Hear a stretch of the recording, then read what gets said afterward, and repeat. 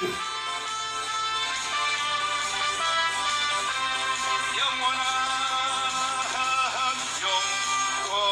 주님 십자가사 우리 제쳐하시네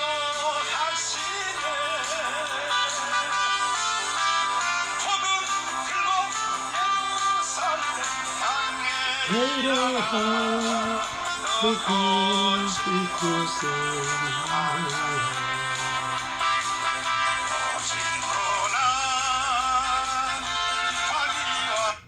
안녕하십니까. 오늘 정강은 목사님 옥중서신 65편 제목 세뇌라는 제목을 가지고 전달을 받았습니다.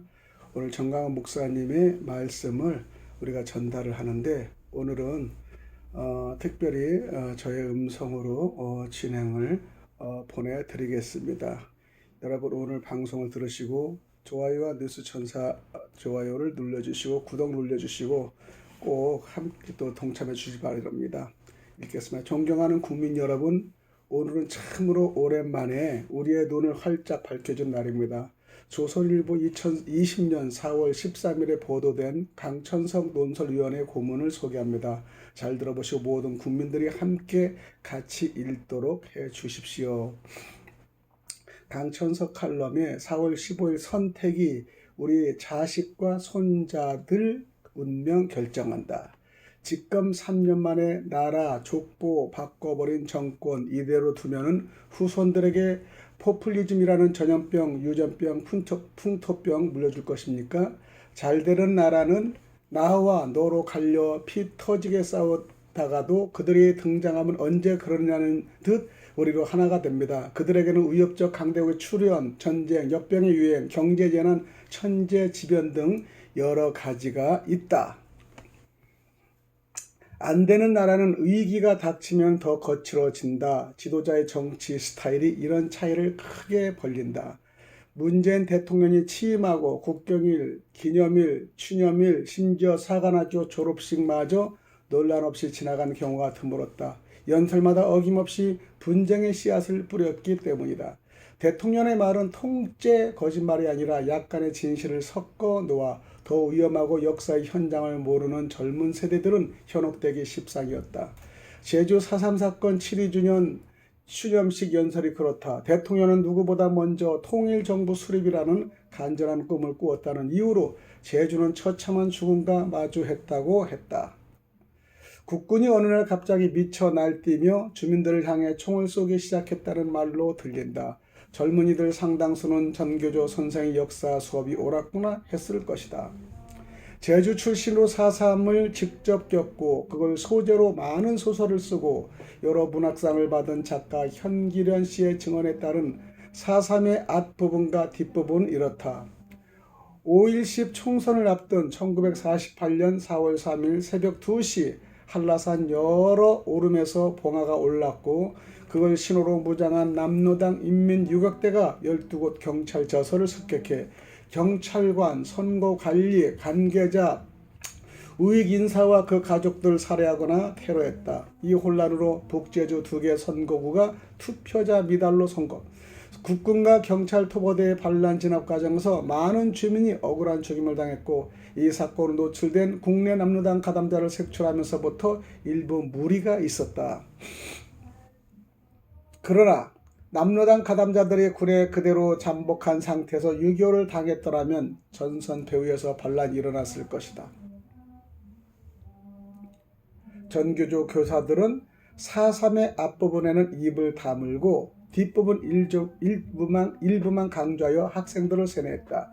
역사 다시 쓰기는 나라 족보를 바꾸는 민감한 일이다. 올해 제사를 모셔온 할아버지를 두고 느닷없이 낯선 사진을 들이대며 이분이 진짜 할아버지라고 하는 것이니 말이다. 이 정권은 임시정부 요인 가운데서도 남북분단 이후 김일성 편에 섰던 여러 인물의 정치적 명예를 회복시켜 주었다. 대한민국 정부 수립을 위해 실시된 1948년 5월 10일 총선거에 반대했던 인물들에게도 역사의 상속을 제공했다. 그러면서 임시정부 수립 100주년 기념식과 대한민국 정부 수립을 기념하는 자리에서 두 정부의 초대 대통령을 지낸 이승만 대통령에 대해서는 이런 방구도 없었다.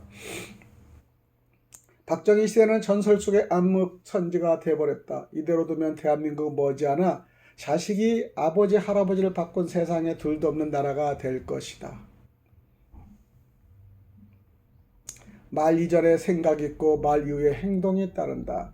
대통령의 여러 발언을 통해 대한민국 건국에 대한 정치인 문재인 개인의 생각은 짐작이 되고 남는다.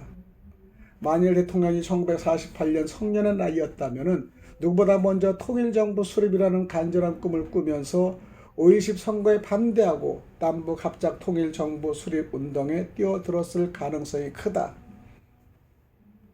1948년 동북아는 소련이 북한을 점령하고 마오쩌둥은 중국 대륙을 석권하고 현해탄 건너 일본에서조차 적색 깃발이 기세좋게 드날리던 시대였다.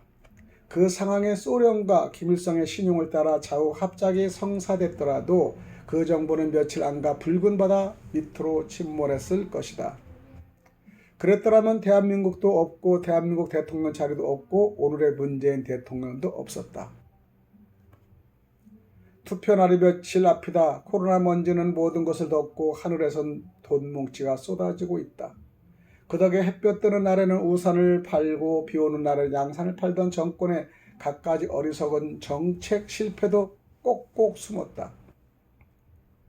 국민 세금을 정권 돈이 양 쏘아붓는 포퓰리즘은 단순한 전염병이 아니라 국민을 부패시키며 대대로 이어지는 유전병이자 한번 둥지를 틀면 그 땅에 뿌리를 깊이 내려 나라를 망치는 풍토병이다.